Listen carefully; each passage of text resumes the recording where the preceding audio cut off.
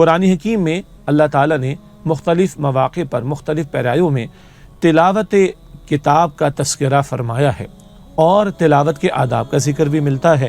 کتاب الہی کے ماننے والے ان سے کتاب الہی کی تلاوت کا تقاضا بار بار کیا گیا ہے۔ سورۃ البقرہ کی آیت نمبر 121 ہے، جہاں اللہ تعالیٰ نے ارشاد فرمایا الذین آتیناہم الکتاب، وہ لوگ کہ جنہیں ہم نے کتاب عطا فرمائی، یتلونہ حق تلاوتہ، وہ اس کی تلاوت کرتے ہیں جیسا کہ اس کی تلاوت کا حق ہے۔ اولئک یؤمنون بہ، یہی وہ لوگ ہیں جو اس پر ایمان رکھتے ہیں، یعنی کتاب پر۔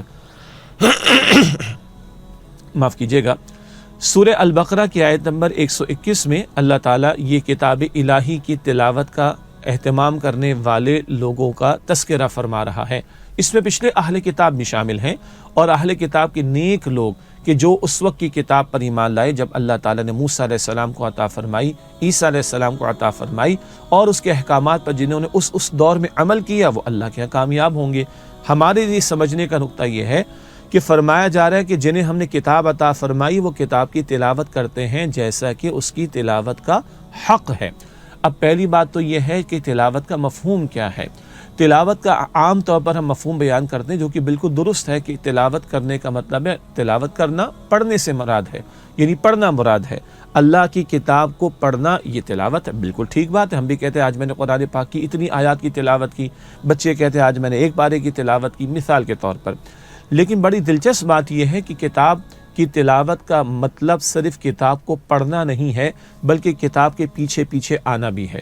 قرآن پاک میں ہم پڑھتے ہیں سورۃ الشمس میں والشمس وضحاها والقمر اذا تلاها، قسم ہے سورج کی اور اس رب کی جس نے اس کو روشنی عطا فرمائی، اور والقمر اذا تلاها، اور چاند کی قسم جبکہ وہ اس سورج کے پیچھے پیچھے آئے۔ ہم اور آپ جانتے ہیں کہ چاند کی روشنی اپنی نہیں ہے، بلکہ وہ سورج کی روشنی کا ریفلیکشن ہے، اس کا عکس ہے۔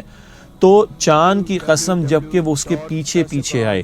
والقمر اذا تلاها، یہ تلا کا جو لفظ ہے اسی سے تلاوت کا لفظ ہے۔ چاند کی قسم اللہ اٹھا رہا ہے کہ چاند کی قسم جبکہ وہ سورج کے پیچھے پیچھے آئے۔ تو تلاوت کا ایک اور مفہوم کیا سامنے آیا؟ پیچھے پیچھے آنا۔ تو قرآن پاک کی اصل تلاوت کیا ہے؟ قرآن پاک کے پیچھے پیچھے آنا۔ تکمیل قرآن کے موقع پر، ختم قرآن کے موقع پر ہم دعائیں کرتے ہیں وَجْعَلْهُ لَنَا إِمَامًا وَنُورًا وَهُدًى وَرَحْمَةً، اللہ اس قرآن حکیم کو ہمارے لیے امام بنا دے اور نور بنا دے اور ہدایت بنا دے اور رحمت بنا دے۔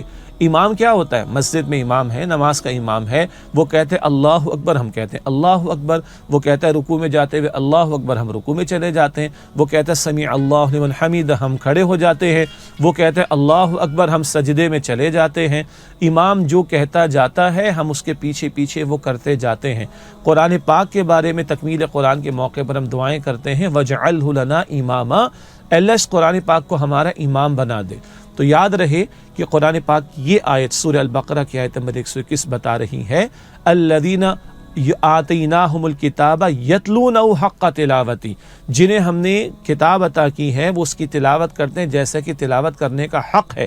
تلاوت قرآن کے بہت سارے آداب بھی ہیں، ظاہری آداب بھی ہیں، باوضو ہونا اور قبلہ رخ ہو تو بہت اچھی بات ہے، جب جب ممکن ہو، اور ادب کے ساتھ بیٹھنا اور پورے شعور کے ساتھ تلاوت کرنا، اعوذ باللہ بسم اللہ تعوذ تسمیہ پڑھ کر تلاوت شروع کرنا، اور پھر تجوید کا خیال کرتے ہوئے تلاوت کرنا اور ہدایت کی طلب رکھتے ہوئے تلاوت کرنا۔ اور اصل تلاوت کیا ہے؟ قرآن کریم کو سمجھیں تاکہ معلوم ہو کہ اللہ تعالیٰ کیا حکم دے رہا ہے، کن باتوں کا حکم دے رہا ہے، کن باتوں سے روک رہا ہے۔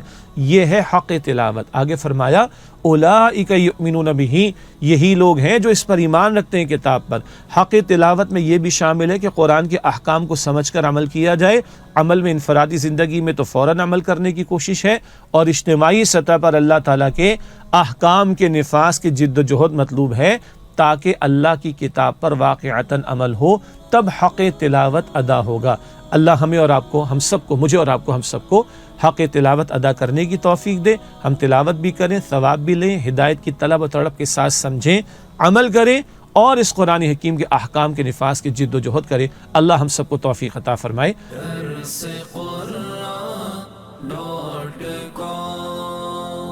www.darsequran.com